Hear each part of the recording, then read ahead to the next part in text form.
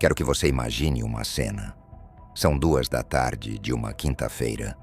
Você está no carro, no trânsito de volta do almoço, ouvindo o rádio ou checando o celular no semáforo. Uma notícia aparece. O Banco Central sinalizou que pode subir os juros na próxima reunião. O Ibovespa caiu 2%. O dólar subiu. Você olha para o celular, abre o aplicativo da corretora, vê o seu portfólio no vermelho. Sente aquela contração familiar no estômago. A mistura de ansiedade com urgência que o seu sistema nervoso interpreta como sinal de que é hora de agir. Você age, vende alguma coisa, ou compra, ou liga para o assessor, ou resolve que vai mudar a alocação. Agora imagine a mesma cena em uma terça-feira de manhã. Você dormiu bem, tomou café, está sentado na mesa com tempo disponível, lê a mesma notícia com calma, abre a mesma corretora, vê o mesmo portfólio com os mesmos números. Você tomaria a mesma decisão? A pesquisa diz que não. E a diferença entre essas duas decisões, tomadas pela mesma pessoa, com os mesmos dados, sobre os mesmos ativos, não é informação, é ruído. É o tema do episódio de hoje e é, provavelmente, o custo mais alto que você paga no mercado financeiro, sem nunca receber uma nota fiscal por ele. Em 2011, um grupo de pesquisadores israelenses publicou um estudo que ficou famoso por razões que seus autores provavelmente não esperavam. Os pesquisadores analisaram mais de 1.000 decisões de um comitê de liberdade condicional em Israel. Juízes experientes, com anos de prática, decidindo se presos seriam ou não liberados antecipadamente. Casos com argumentos jurídicos sólidos, representação legal adequada e histórico documentado. O que eles encontraram não era sobre direito, era sobre fisiologia. Os presos que tinham audiência logo após o café da manhã recebiam liberdade condicional em cerca de 65% dos casos. Os presos que tinham audiência logo antes do almoço, quando os juízes estavam com fome, cansados e com um nível de glicose em queda, recebiam liberdade condicional em menos de 10% dos casos. Após o almoço, o índice voltava a 65%. Os critérios jurídicos eram os mesmos, os juízes eram os mesmos, a lei era a mesma. O que mudava era o horário. Isso é ruído, não viés. O viés seria se os juízes sistematicamente favorecessem ou prejudicassem determinado tipo de réu. O ruído é a variabilidade aleatória no julgamento humano, causada por fatores que não têm nenhuma relação com o objeto da decisão. O nível de glicose no sangue de um juiz às 11h40 da manhã não deveria determinar se um ser humano passa mais 2 anos preso ou volta para a família, mas determina, com uma regularidade documentada, mensurável e reproduzível. Daniel Kahneman, Olivier Sibony e Cass Sunstein dedicaram anos a mapear esse fenômeno em ruído. Um livro que, na minha avaliação, é mais perturbador do que o próprio Rápido e Devagar de Kahneman, porque não fala de erros sistemáticos que você pode aprender a corrigir. Fala de erros aleatórios que você nem sabe que está cometendo. A distinção é fundamental para o seu julgamento financeiro. O viés é um ponteiro que sempre desvia para o mesmo lado. O ruído é um ponteiro que oscila sem padrão. Um ponteiro com viés é perigoso, mas ao menos é previsível. Você pode aprender onde ele desvia e compensar. Um ponteiro com ruído é mais insidioso.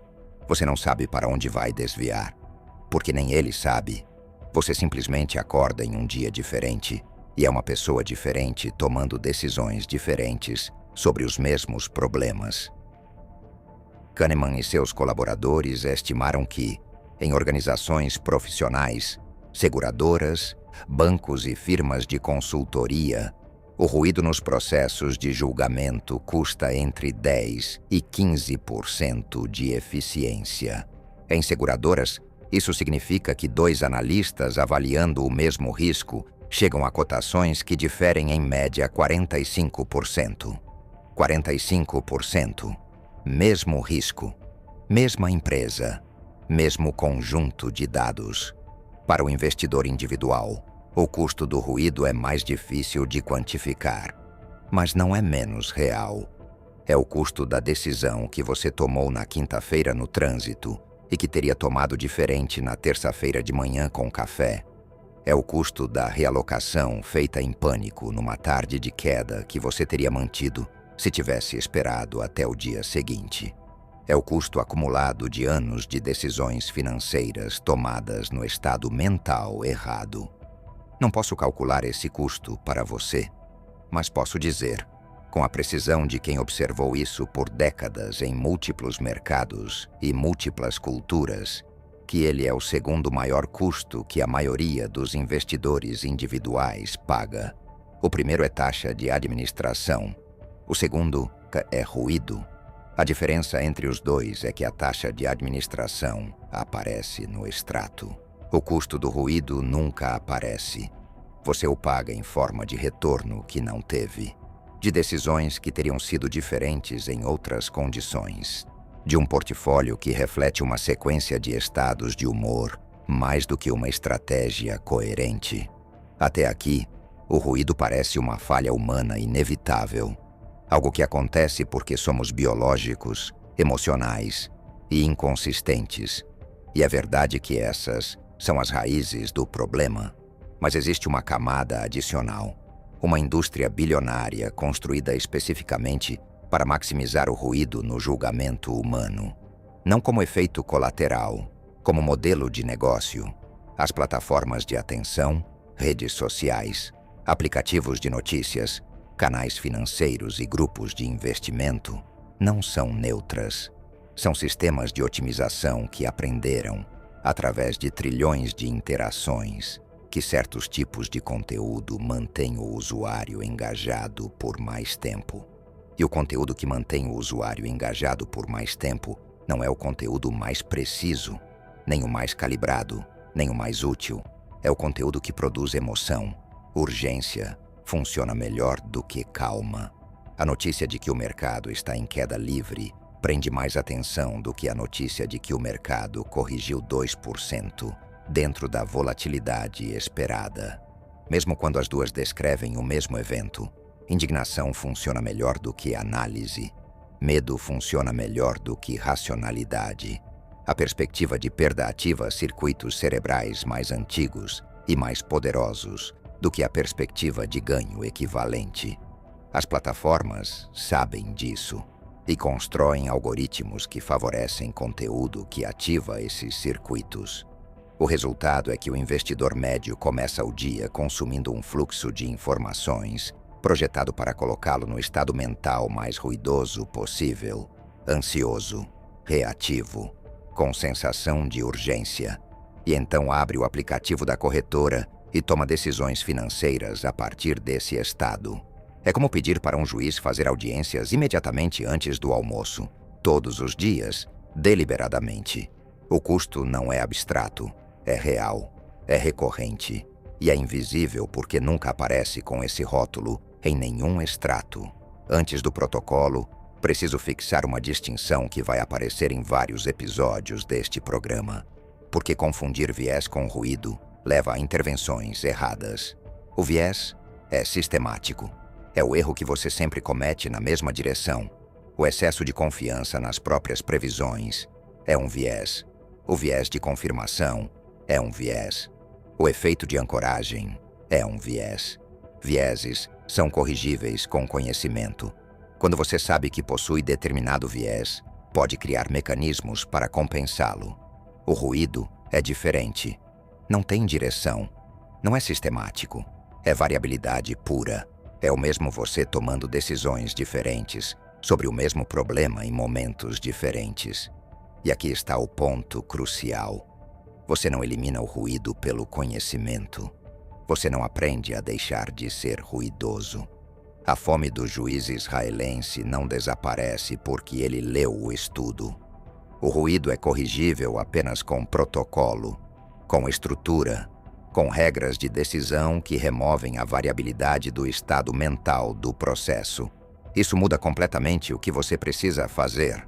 Não é mais leitura, não é mais informação, é design de processo.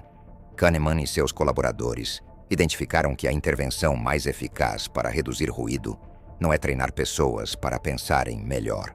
É criar estruturas que padronizam o processo antes do julgamento. Para o investidor individual, isso se traduz em 5 regras práticas. Primeira regra: decida com antecedência quais condições justificam uma decisão de investimento.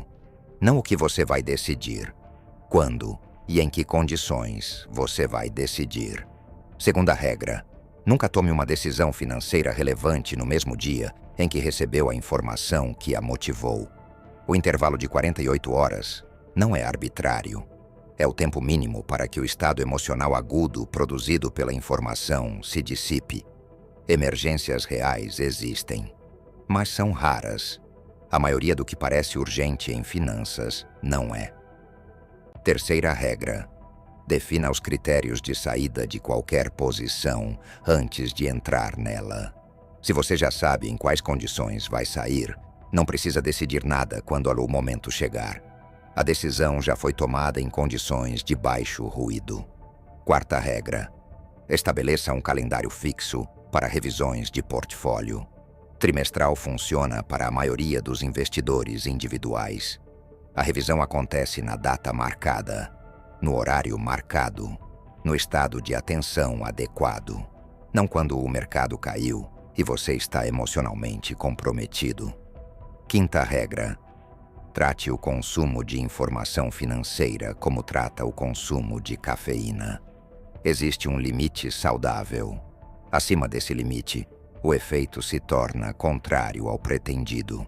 Uma leitura diária de 20 minutos, no mesmo horário, com fontes selecionadas, é suficiente para a maioria dos investidores. O resto é ansiedade disfarçada de informação. Você chegou ao fim deste episódio com um diagnóstico e um protocolo. O diagnóstico é simples. O seu julgamento financeiro é sistematicamente comprometido por fatores que não têm nenhuma relação com os ativos que você está avaliando. Seu estado de humor, seu nível de energia, a última notícia que você leu, a hora do dia. Isso não é fraqueza de caráter, é biologia. O protocolo também é simples. 5 regras que removem a variabilidade do estado mental do processo de decisão. Elas não eliminam o ruído. Isso é impossível. Mas criam uma estrutura em que o ruído tem menos oportunidade de se transformar em ação. A pergunta que quero que você carregue até o próximo episódio é esta: das últimas 5 decisões financeiras relevantes que você tomou, quantas foram tomadas dentro de um protocolo deliberado de condições? E quantas foram tomadas em reação a uma informação recente, em um estado emocional que você não escolheu? A proporção entre essas 2 categorias é o diagnóstico do nível de ruído nas suas decisões. Não é uma acusação, é uma medida. E medidas, ao contrário de impressões, podem ser melhoradas. Nos vemos no próximo episódio.